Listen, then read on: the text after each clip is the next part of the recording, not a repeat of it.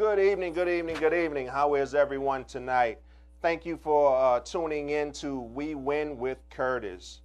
My name is Curtis Austin. I will be your host for the next hour, and we're going to have an exciting show tonight. I've got my main man in the building tonight. But before we get into that, there are a couple of things that I just need to go over, a few housekeeping things to run down some of the shows that are also on the platform.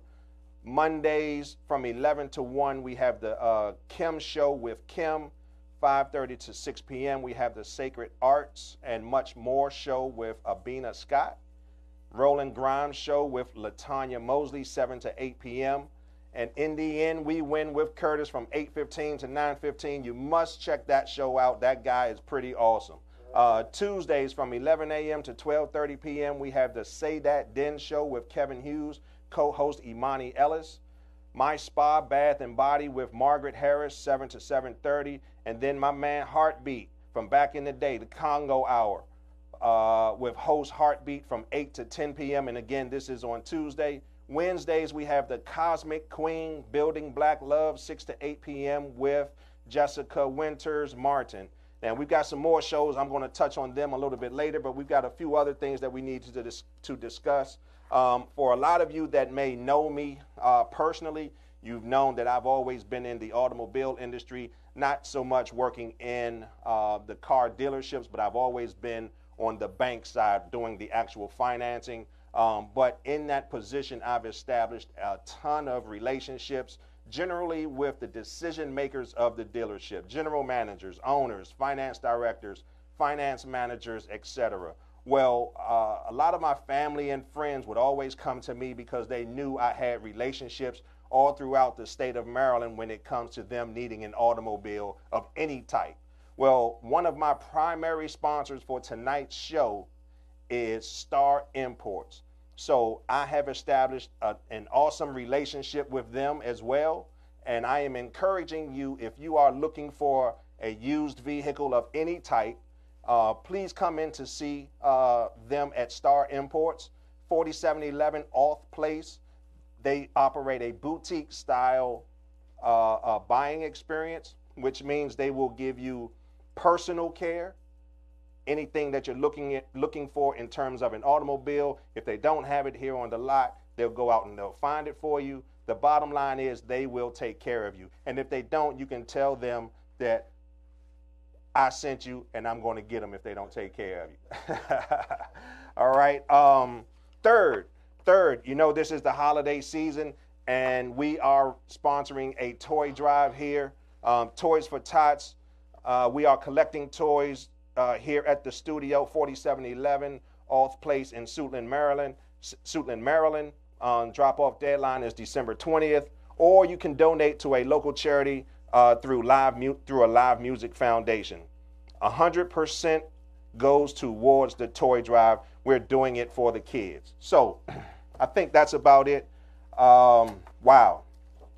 I have been talking to this gentleman. I have been following him. I have been seeing the work that he's been doing, and I have been in awe. I myself went to a historically black college and or university. Thought I knew a little bit about my black history. However, my guest tonight, Mr. Don Folden, actually created, founded, and runs a DC Black Underground Railroad tour here in the district. Now, there's so many names that I've heard for this thing, and I try to get them together. Right? But the bottom line is, my man is in the building. Don Folden, he runs his own tour service here in the District of Columbia. Just before the show was starting, he was already dropping nuggets. So I want to introduce to you all, for those of you that aren't familiar with him, my man, Don Folden. Hey. And he came dressed, top hat and all. That's How right. are you, sir? Hey, brother, how you doing, man? Thank Fantastic. you for having me, brother. Absolutely. You know, my grandma always told me, boy, when you know they looking at you, give them something to see. That's what she told me to do. So I'm just following orders, brother. I know that's right. Yeah. Well, you're looking good, man. Thank you, brother. You're looking good. Listen. Since you said that, I want to say something to people. people should never be able to know what you're going through by the way you look. Okay. Okay.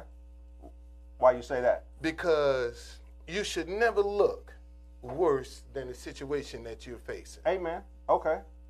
Okay, they shouldn't be able. You to saying tell. that's me? Am I looking? No. I'm just saying that a lot of people, when they're having some challenges and Sure. they're going through some problems, They'll wear it on their face, they wear right? it on their face. Earth, Wind, and Fire had a song, yeah, right? they show it in their body language, in their dress, and that's one of the things that you got to be on top of.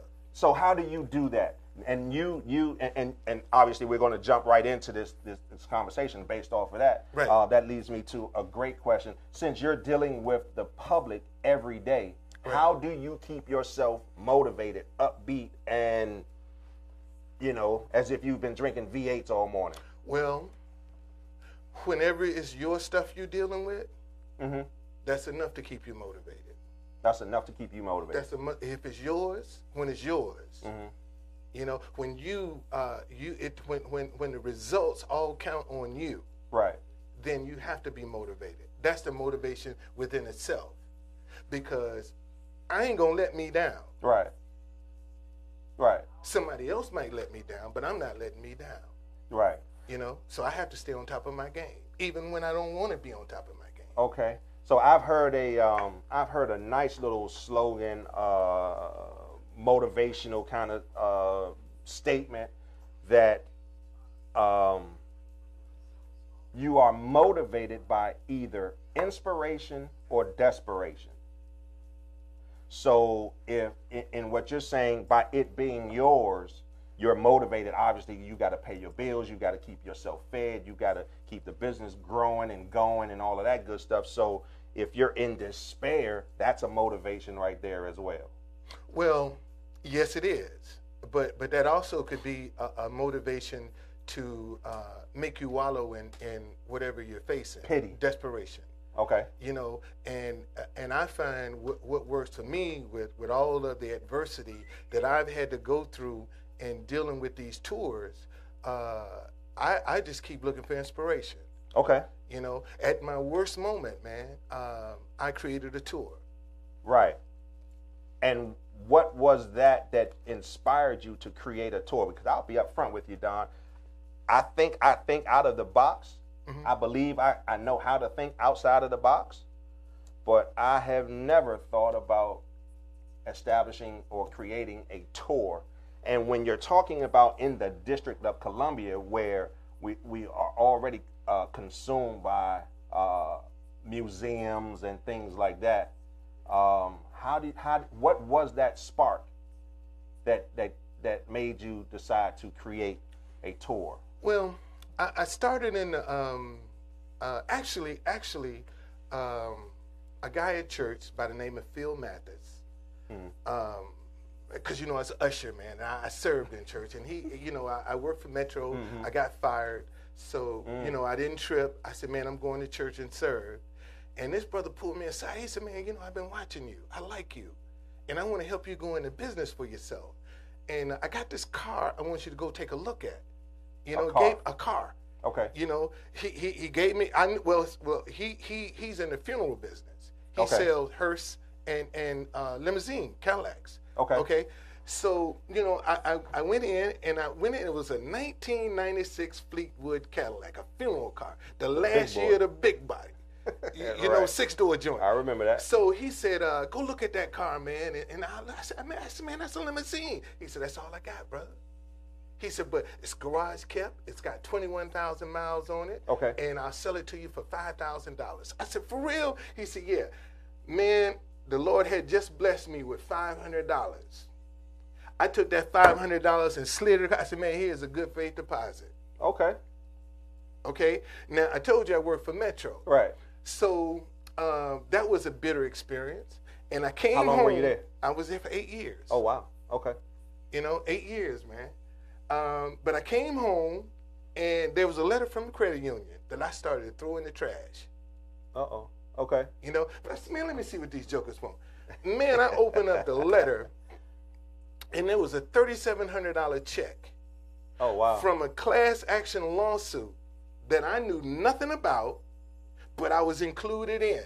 Oh, wow. Okay, and they said if you cash this check, that's it. That's right. Hey, man, Didn't say no more. I already know.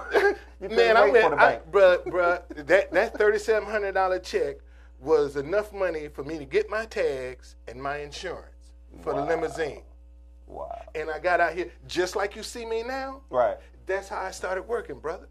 In that limousine. And people used to laugh at me, man. Where you going with that big old limousine? Man, that's all I got. Oh, wow. Okay, but in the meantime, I'm seeing them digging this hole for this new African American museum. Okay, so this was fairly recent. Yeah, this was 3 years ago. Right. Okay? Oh, wow. I started Okay. 3 years ago, my limousine business. So I'm watching them dig this hole. You know, and as the time go on, then I'm like, wait a minute, man. Do we have any African American tourists? I started thinking. I said no. So I went to C.R. Gibbs, who is like the godfather of DC Black history. I was going to ask you about him. Okay. Okay, he's like the godfather of DC Black history. Now he knew who I was.